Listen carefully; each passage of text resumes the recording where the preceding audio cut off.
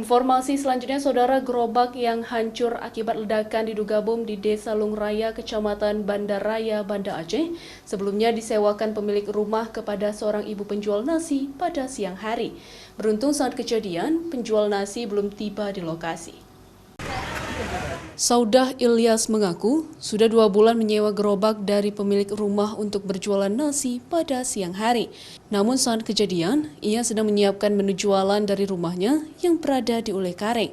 Sebelum gerobak jualan nasi yang ia sewa sejak 2 bulan lalu itu hancur akibat ledakan benda diduga bom yang terjadi kemarin, ia mengaku tidak ada masalah dengan orang lain, bahkan selama ini tak ada tanda-tanda yang mencurigakan.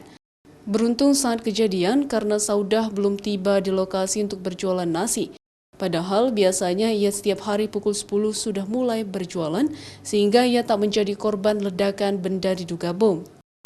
Nggak tahu, pasti telepon udah kayak mana mau jualan, kayak Edan di telepon sama dia, eraknya udah meledak, nggak tahu, udah pergi aja di sini, dia bilang gitu. Itu kakak ya? Enggak, punya adik itu. Sewa ya? Sewa. Enggak ada saya di sini, masih di jalan, lagi di jalan saya kemari. Ya dari Ulekaring ke sini dek jualannya. Sebelumnya mungkin? Sebelumnya nggak ada tuh. Nggak ada. Enggak, saya lagi duduk di sini, pas bangun udah kayak gitu.